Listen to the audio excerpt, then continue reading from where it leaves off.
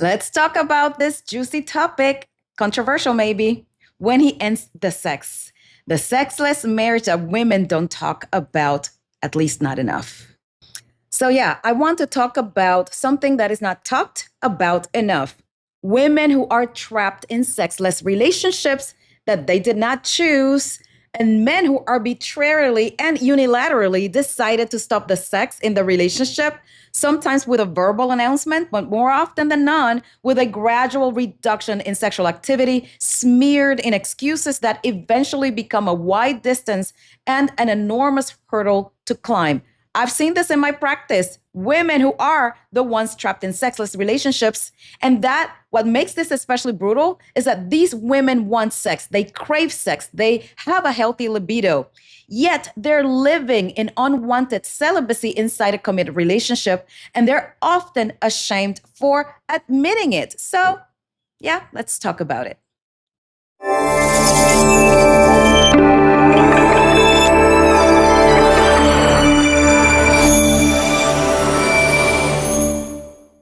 I am Dr. Tangie, the sex doctor, board certified clinical sexologist, and on a mission to destigmatize sex and elevate sexual health conversations like they deserve. Welcome. If you are new to my channel, I am so happy you found us. Please join this vibrant sex positive community by subscribing. Your subscription does not take you any time, does not cost you anything, not a penny. But that tiny gesture helps the algorithm prioritize my content instead of hiding it, which it usually does. And it helps this channel be found and grow to reach a wider audience. And to find other ways to support this channel, go to the description section of this video and click on the icons that appear on this video. Don't be shy. There's no shame in being curious and learning about sex. So do it with me right now. Find that subscribe button and click on it. It will make him so happy. Thanks. Now, let me set the record straight. It is a myth that only women reject sex on relationships. Many women are the ones being rejected, and society doesn't know what to do with that information. So it often turns women into villains. And this kind of pain is one that no one validates. Sexual rejection as an identity injury. When a woman is repeatedly rejected by her partner, it's not just sexual frustration that ensues. It often becomes a story about who she is. And she believes that she's not desirable, she's not sexy anymore, she lost her erotic capital. Maybe she thinks that she's too old, too thick, too fat, too busy, too much. If he wanted me, he would want sex with me. That's what they often think.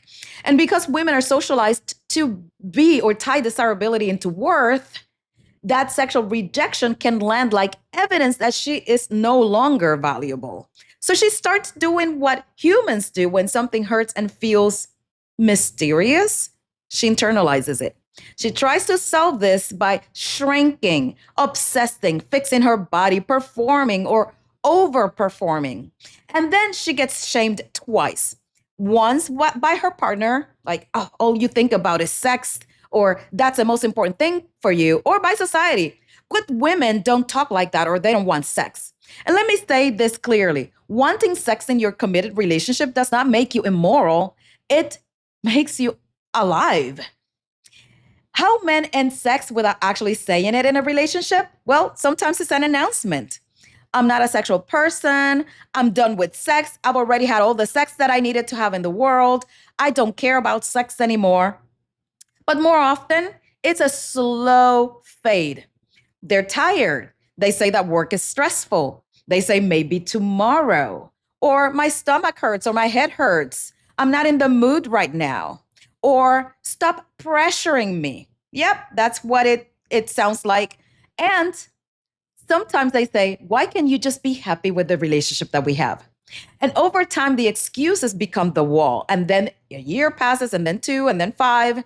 And the woman is left holding the grief all alone, all by herself. Why does this happen? Why do men sometimes just refuse sex? So I'm going to list these without shaming men, because understanding creates solutions. So my intention is never to shame, but to shed light. And let's not pretend that this isn't real. We have emotional distance and relationship disconnection. Men can also feel disconnected from their relationship. and feel cold, resentful. If of unspoken conflict is everywhere, it can collapse sex first. There's also the mother shift phenomenon, and I've seen this a lot, especially in some cultures, and this is real. Some men struggle to hold a woman as both a mother and erotic partner in their mind, and they start seeing her as a mom, and the erotic desire shuts down. And this is not the woman's fault. This is often a psychological block, sometimes cultural conditioning, sometimes unresolved issues about sex purity and motherhood, and just plain ignorance. And sometimes reactions to childbirth. Some men witness birth and then become uncomfortable with the body parts that are involved in sex. And it becomes like disgusting and they avoid it and they withdraw. And if it's not addressed, it can poison intimacy. This requires therapy and education, not silence. There's also power dynamics, success and castration stories. Some men, this is real, feel threatened by their partner if she's financially or professionally more successful. And instead of processing that insecurity, they withdraw from sex as a form of regaining power, or they avoid sex because they feel inadequate. So sex becomes a battlefield for status. There's also erectile issues and sexual shame, and that's a huge one. Some men have ED or performance anxiety and feel too embarrassed to talk about it. So instead of saying, I'm struggling and I need support in that area, they avoid sex entirely. I've seen it in my office. And the woman thinks, oh, he doesn't want me. Then the truth may be he's terrified of failing. That's actually what's happening. And by the way, intimacy does not require an erect penis. There are many ways to be sexual and connected without actual penis and vagina penetration, and you don't need an erection for oral sex. There's also less attraction and refusal, that sometimes the man isn't attracted to the woman anymore. So instead of having the painful, honest conversation, he withdraws altogether, leaving the woman confused and chasing for answers. Sometimes he's just checked out of the relationship. Sometimes someone else is there emotionally, or sometimes he's done. Sometimes there's resentment or loss of love. And sex disappears because the relationship is already ending, but quietly and subtly. None of these are easy topics, but all of them require one thing: honesty. And this is a shame trap. Women get punished for wanting sex. Here's what many women hear when they speak up: oh, you're needy. You're desperate. You're sex crazed. You are not acting like a lady or like an adult. That's what happens in relationship, or that's all you care about. And what happens? Well, she goes silent. She stops asking. She stops initiating. She stops flirting. She stops feeling sexy, desired, wanted. And the loss becomes not just sexlessness, but erotic identity death. And that is why I'm talking about this, because we need to shed light into this phenomenon. How to have this conversation without begging and without shame. So let's make this conversation practical. Number one, name reality, emotion, and intention. So try this. Something has changed and it's hurting me. We've become sexless. And I did not choose that. I love you and I want us to be close, but I feel rejected and confused, and I need us to talk honestly about what's going on. Step two, ask the three clarity questions. Is this temporary, or are you saying sex is over? Is this physical, emotional, relational, or attraction based? And are you willing to work on it with me, and how? Step three, name options beyond intercourse, especially if erectile dysfunction is involved.